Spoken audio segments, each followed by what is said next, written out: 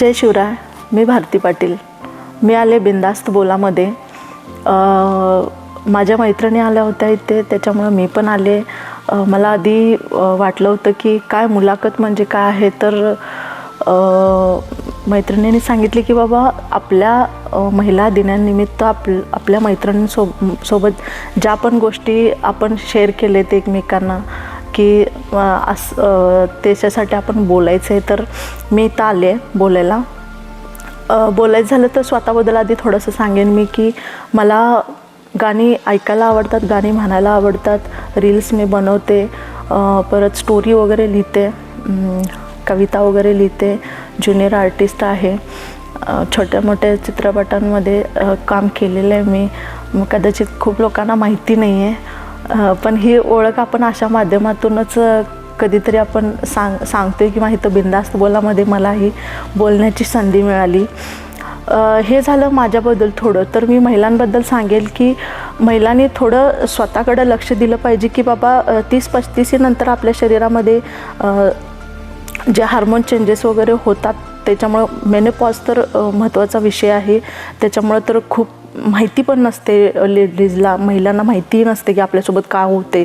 छोट्या छोट्या गोष्टी खूप त्रास होतो कधी कधी, म्हणजे त्याच्यामध्ये तुमच्या भावना एक मिनिटाला अशा बदलत असतात, असे खूप त्रास वगैरे होतात. तर ते थोडंसं लक्ष द्यावं महिलांनी. आणि ह्याच्यामध्ये महत्त्वाची गोष्ट म्हणजे काय असते की तिच्या सोबती जो असतो नवरा असतो, त्यानं जास्त तिला सपोर्ट केला पाहिजे. म्हणजे घरामध्ये बारीक सारीक गोष्टीमध्ये त्याला मदत जरी केली तरी भरपूर आहे, मोठी गोष्ट आहे तिच्यासाठी. खूप आनंद होतो.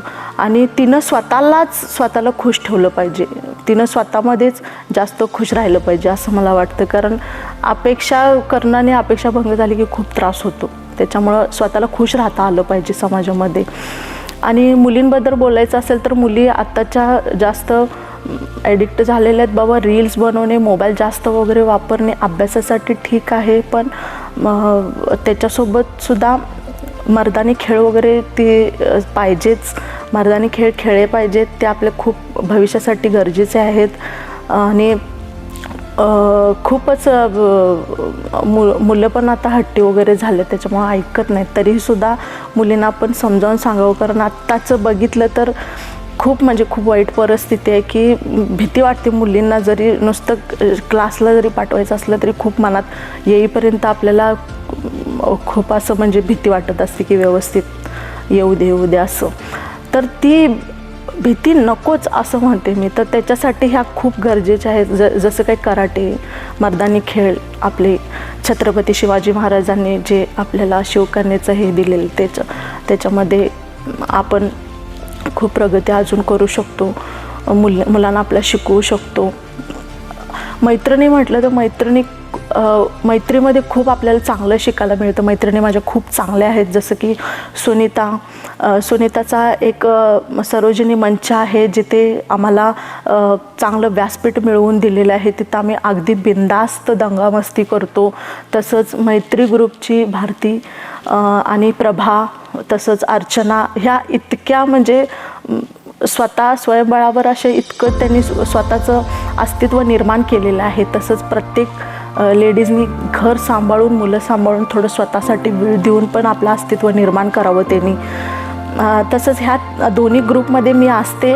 अजून एक ग्रुप आमचा आहे निखळानंद, जे आमचे सरदार पाटील सर ह्यांनी काढलेला आहे ग्रुप. खूपच छान ग्रुप आहे आणि अगदी थोड्या दिवसांमध्येच नाव कमवलेला असा आमचा निखळानंद. तिथं आम्ही लेडीजना, महिलांना व्यासपीठ मिळवून दिलेलं आहे. ज्यांना गाणी येत नव्हती त्यांना गाण्याची संधी देऊन त्यांच्यात धाडस वगैरे वाढवून आम्ही छान कार्य वगैरे करतो. आणि बाकीचे पण भरपूर म्हणजे महिलांना वगैरे जे काही गोष्टी गरजेच्या आहेत की आरोग्य शिबिर म्हणा, योगा, व्यायाम, ह्या गोष्टी शिकवणं, सांगणं वगैरे, हे आता आम्ही पुढं करणारच आहे. आणि मला असं छान वाटते की मी ह्या ग्रुपमध्ये आहे. त्याच्यामुळं आमचा चांगला एक विरंगुळा होतो आणि खूप काही शिकायला आम्हाला त्याच्यातून मिळतं. आणि मी थोडंसं लिहिलेलं आहे ह्यासाठी की बाबा मला काय वाटते की मी आयुष्यात काय शिकले. कारण लहानपणापासून मी एवढं आतापर्यंत माझे लहानपणापासून लग्न होईपर्यंत माझे जास्त म्हटलं तर स्ट्रगल होतं. मी लहानपणापासून एकदम लोनली, म्हणजे कसं माझे आईवडील असूनसुद्धा, माझे सगळे नातेवाईक असूनसुद्धा मी आईवडिलांपासून बाजूला राहिले. त्याच्यामुळे प्रेमापासून अलिप्त राहिले त्याच्यामुळे एक दुःख मनात होतं. त्यासाठी मी थोडंसं असं लिहून काढलेलं आहे, ते मी तुम्हाला वाचून दाखवीनच. आणि एक शायरी मला सांगायची की घर सब कुछ मिल जाता ज़िंदगी में तो तमन्ना किसकी करते. घर सब कुछ मिल जाए ज़िंदगी में तो तमन्ना किसकी करोगे. कुछ अधूरे ख्वाहिश तो ज़िंदगी जीने का मजा देती है. तसंच काही गोष्टी आपल्या अपूर्ण राहिलेल्याच चांगल्या असं वाटते, म्हणजे ज्याच्यामुळं आपल्याला की बाबा अजून जगण्याची हे करण्याची हे आपल्याला काहीतरी प्लस पॉईंट राहिलेलं असतो. आपल्याला काहीतरी उरले आपल्याला भरून काढायची, ती उणीव ही आपल्यात निर्माण होते.